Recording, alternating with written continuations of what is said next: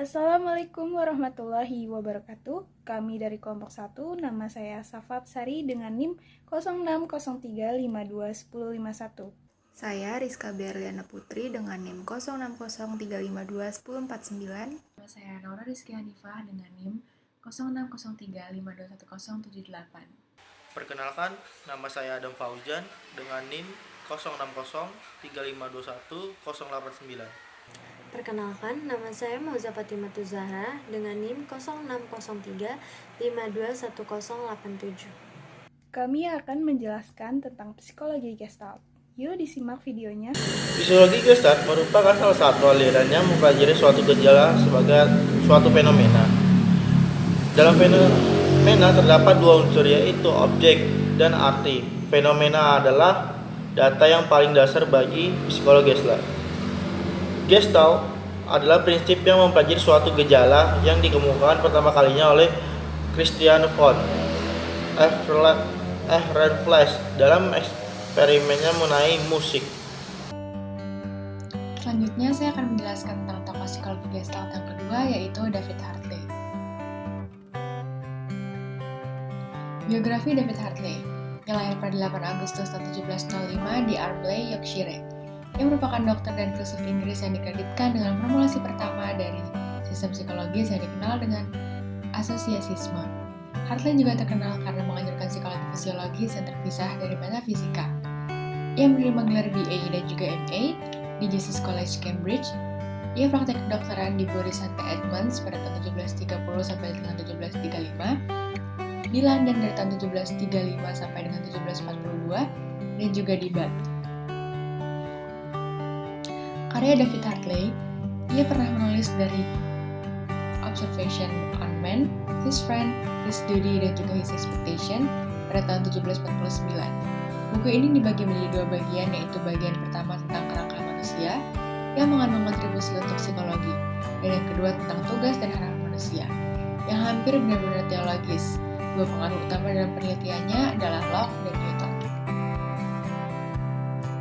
Secara garis besar, David Hartley merumuskan teologi neurofisiologis tentang transmisi ide-ide dan juga menggambarkan aktivitas fisik dalam hal asosiasi, sebuah konsep yang diantisipasi dengan prinsip kondisi. Menurutnya, penerimaan stimulus menghasilkan getaran pada saraf yang kemudian disalurkan ke otak. Getaran pada otak yang disebabkan oleh stimulus tersebut akan menimbulkan sensasi tertentu. Dan setelah stimulus berhenti, akan muncul sebuah getaran kecil yang dinamakan vibrating ankles atau lebih dikenal lebih lemah. Hartley berpendapat bahwa semua ide-ide yang kompleks dibuat secara otomatis melalui cara asosiasi. Perkenalkan, nama saya Rizka Berliana Putri dengan NIM 0603521049. Hari ini saya akan membahas salah satu tokoh psikologi Gestalt, yaitu Ernest Mach. Ernest Walfried Joseph Wenzel Mach atau yang biasa dikenal dengan Ernest Mach lahir pada 8 Februari 1838 di Charlis, Moravia, Austria. Pada tahun 1855, Ernest Mach diterima sebagai mahasiswa di Universitas Vienna. Di sana, ia mempelajari banyak hal berkaitan dengan matematika, fisika, filsafat, serta sejarah. Lalu pada tahun 1860, ia menerima gelar doktor fisika. Awal karir Ernest Mach dimulai di bidang optik dan akustik. Lalu ia bekerja sebagai profesor matematika di Universitas Graz pada tahun 1864. Berkat kepandaiannya, karirnya semakin lama semakin meningkat. Pada tahun 1866, Ernest Mach ditunjuk sebagai profesor fisika di Universitas Graz. Sebagai seorang filsuf sains, ia memiliki pengaruh besar pada positivisme logis dan pragmatisme Amerika. Melalui kritiknya terhadap Newton, teori ruang dan waktu, ia meramalkan Einstein, teori relativitas. Salah satu gagasan Mach yang paling terkenal adalah prinsip Mach, yang berisi tentang asal mula fisik inersia. Untuk Mach dikaitkan sejumlah prinsip yang menyaring teori fisika idealnya, yang sekarang disebut dengan fisika Machian. Yang pertama, harus didasarkan sepenuhnya pada fenomena yang dapat diamati secara langsung. Yang kedua, harus sepenuhnya menghindari ruang dan waktu absolut demi gerakan relatif. Yang ketiga, setiap fenomena yang tampaknya disebabkan oleh ruang dan waktu absolut seharusnya dilihat sebagai muncul dari distribusi materi di alam semesta. Saya Moza Fatimah. Saya akan menjelaskan tokoh psikologi Gestalt yang bernama Max Wertheimer. Biografi Max Wertheimer. Max Wertheimer lahir di Praha pada tanggal 15 Agustus 1880. Ia adalah seorang psikolog Austria-Hungaria dan salah satu pendiri mazhab psikologi Gestalt. Selain itu, Wertheimer juga dikenal dengan idenya tentang berpikir produktif dan fenomena PHI. Dua gagasan pokok tersebut menjadi fondasi bagi psikologi Gestalt. Ia memperoleh pendidikan di Universitas Charles. Max Wertheimer belajar bersama Stamm di Berlin selama beberapa tahun. Sebelum bergabung dengan Kolbe di Würzburg, ia meraih gelar doktornya pada tahun 1904. Setelah lulus, Wertheimer mengajar di Universitas Frankfurt. Pada tahun 1923, Wertheimer mengemukakan hukum-hukum Gestalt ke dalam bukunya. Max Wertheimer wafat di New York pada tanggal 12 Oktober 1943. Prinsip-prinsip Max Wertheimer. Kedekatan. Unsur yang saling berdekatan baik waktu maupun ruang dalam bidang tertentu. Kesamaan, yaitu individu akan cenderung mempersepsikan stimulus yang sama. Sasaran pendekatan yaitu didasarkan pada aturan mental yang sudah terbentuk sebelumnya. Kontinuitas yaitu melakukan proses untuk melengkapi meskipun stimulus yang dapat tidak lengkap. Ketertutupan yaitu melihat suatu objek dengan bentuk yang sempurna dan sederhana agar mudah diingat. Dimorfisme yaitu menekankan adanya hubungan antara aktivitas otak dengan kesadaran. Hukum dasar Max Wertheimer. Yang pertama ada hukum Pragnanz, yaitu menyatakan bahwa suatu keadaan yang seimbang cenderung membentuk Gestalt. Yang kedua, hukum keterdekatan mengatakan bahwa hal-hal yang berdekatan cenderung membentuk Gestalt. Yang ketiga, hukum ketertutupan, yaitu hal yang tertutup cenderung membentuk Gestalt. Yang keempat, hukum kesamaan, yaitu bahwa hal-hal yang sama cenderung membentuk Gestalt. Berikut karya-karya Max Wertheimer. Yang pertama ada Productive Thinking, yang kedua ada Zur Gestalt Psychology, yang ketiga ada Unresolved Motion and Figural Organization. Berikut quotes Max Wertheimer. Terima kasih.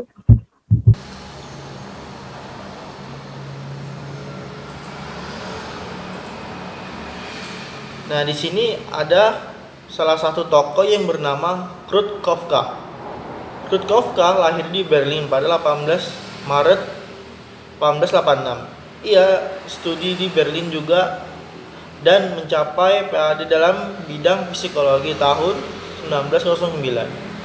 Dari Berlin, ia pergi ke Frankfurt dan di sanalah ia bekerja sebagai asisten di Laboratorium Johannes von Kreis dan tahun berikutnya sebagai asisten di Oswald-Kulpedi di Würzburg awal 1910. Ia dan Kohler bekerja bersama dengan Paris selama 3 semester. Di sana pula ia menulis yang kemudian menjadi sangat berpengaruh dalam mempopulerkan psikologi Gestalt. Nah, di sini ada karya-karya Kafka. Pada tahun 1923, ia menerbitkan jilid pertama dari buku Contribution to Gestalt Psychology yang seluruhnya terdiri dari 25 jilid. Pada tahun 1915 dalam bukunya Fundamentals of the Psychology of the Profession, Aida with Kafka menjawab kritik yang ditunjukkan kepada psikolog Gestalt. Pada tahun 1921, dalam bukunya Principle of Psychological Development of Introduction to Child Psychology, untuk pertama kalinya Kafka mengalami prinsip-prinsip Gestalt. Pada psikologi anak, ia mempercaya bahwa proses perkembangan pada hakikatnya adalah hasil interaksi pada kondisi-kondisi internal dan eksternal. Bismillahirrahmanirrahim, nama saya Noah Rizky Hanifah, saya dari kelompok 1.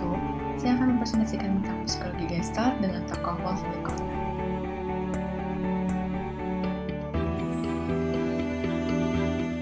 Biografi Wolfgang Kohler. Wolfgang Kohler lahir di Estonia, Rusia pada tanggal 21 Januari tahun 1887. Ia memiliki ayah yang merupakan seorang kepala sekolah. Saat kecil, Kohler tertarik dengan sains, musik klasik, dan piano. Ia menempuh pendidikan di Tübingen pada tahun 1905 sampai 1906, di Bonn pada tahun 1906 sampai 1907, dan juga di Berlin pada tahun 1907 sampai 1909. Di Berlinlah ia mendapatkan gelar PhD-nya dengan disertasi psikoakustik. Setelah mendapatkan gelar doktor, Kohler bekerja di lembaga psikologi di Frankfurt selama 3 tahun bersama dengan Max Wertheimer dan Kurt Kafka. Mulai dari sinilah ia bersama teman-temannya melahirkan psikologi Gestalt. Kontribusi Kohler di dalam bidang psikologi antara lain Gestalt Psychology yang membahas tentang reduksionistik, strukturalisme dan juga behaviorisme, The Task of Gestalt Psychology, biostatistik, The Mentality of Apes yang membahas tentang penelitian wawasan dalam belajar dengan gerak, Gestalt Psychology and Assalamualaikum warahmatullahi wabarakatuh. Nama saya Safa Absari dengan NIM 0603521051. Di sini saya akan menjelaskan psikologi Gestalt Kurt Lewin. Biografi Kurt Lewin. Kurt Lewin dilahirkan di Mongilno, Prusia pada tanggal 9 September 1890. Kurt mempelajari pendidikan humaniora klasik di Kaisaran Augusta Gymnasium. Ia mengambil jurusan farmasi, namun kemudian ia pindah ke jurusan biologi. Minatnya berubah ke filsafat sehingga ia banyak mengambil mata kuliah psikologi pada tahun tersebut. Kurt juga bergabung dengan Institut Psikologi di Universitas Berlin, di mana ia mengajar dan memberikan seminar tentang filsafat dan psikologi. Pada Agustus 1933, Kurt imigrasi ke Amerika Serikat dan menjadi warga negara Amerika Serikat pada tahun 1940. Ia meninggal karena serangan jantung di Newtonville, Amerika Serikat pada tahun 1947. Pertama ada teori medan atau field theory, yang kedua ada teori perubahan, change theory, yang ketiga ada teori dinamika kelompok atau grup dinamik. Teori-teorinya banyak digunakan di berbagai industri termasuk untuk perbaikan manajemen organisasi dan peningkatan proses belajar mengajar. Yang pertama ada teori medan. Teori ini mempelajari interaksi antar satu individu dengan medan secara keseluruhan. Perilaku seseorang dipengaruhi oleh lingkungan sekitarnya, termasuk interaksi dengan orang lain dan apa yang terjadi di dalam dirinya. Yang kedua ada proses perubahan. Model perubahan yang dibuat Lewin mendefinisikan 3 proses perubahan: pencairan, perubahan, pembekuan kembali. Pada tahap pencairan, seseorang atau sebuah organisasi menyadari bahwa perlu adanya perubahan. Pada tahap perubahan, segala macam bentuk perubahan yang perlu dilakukan, dipahami dan dikomunikasikan ke semua badan organisasi. Pada tahap pembekuan kembali, organisasi melakukan perubahan tersebut sebagai norma yang baru. 3 ada teori dinamika kelompok. Di sebuah artikel tahun 1947, Lewin pertama kali menggunakan istilah dinamika kelompok yang ia artikan sebagai cara sebuah kelompok dan anggotanya di dalamnya menanggapi perubahan situasi. Saya, Rizka Berliana Putri, ingin membahas pemikiran salah satu tokoh psikologi Gestalt, yaitu Wolfgang Metzinger.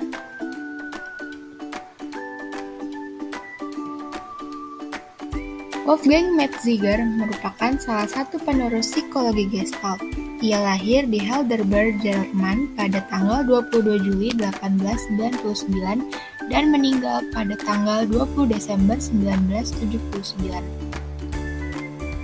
Ia merupakan tokoh psikologi Gestalt yang sangat penting di Jerman. Metzinger dikenal dengan eksperimennya mengenai efek Ganzfeld. Metzinger adalah pelajar dan rekan penggagas teori Gestalt Sekolah Berlin, Max Wertheimer, Wolfgang Kohler, dan Kurt Kafka. Pada awal tahun 1940-an, Metzinger menjadi ketua di Münster, jawatan yang dipegangnya sehingga bersarah.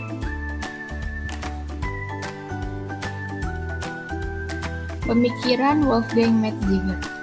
Dalam bukunya yang berjudul Laws of Saying, Metziger melengkapkan koleksi fenomena dari persepsi sehari-hari dan seni rupa, selalu berusaha untuk mencari ilustrasi yang lebih menarik untuk sudut pandang Gestalt.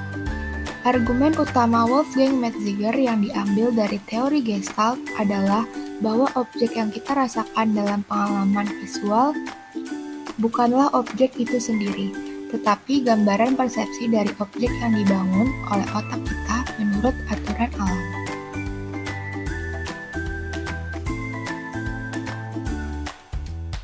Assalamualaikum warahmatullahi wabarakatuh.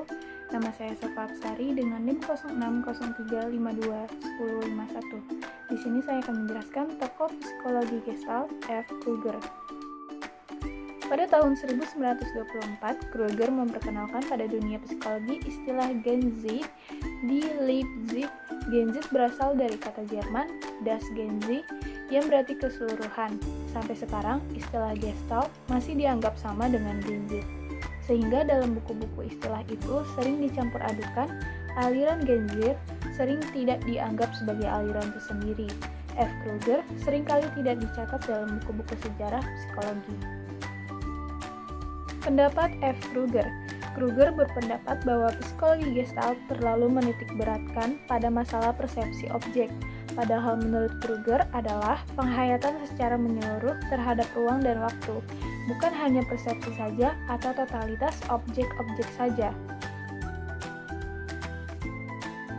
Konsekuensi dari pendapat ini adalah bahwa tingkah laku harus diamati secara holistik atau molar, yaitu suatu tingkah laku harus dipandang dalam hubungannya dengan tingkah laku lain, baik yang terjadi sebelumnya, sesudahnya, atau pada saat yang bersamaan. Sekian yang dapat saya sampaikan, semoga bermanfaat. Wassalamualaikum warahmatullahi wabarakatuh.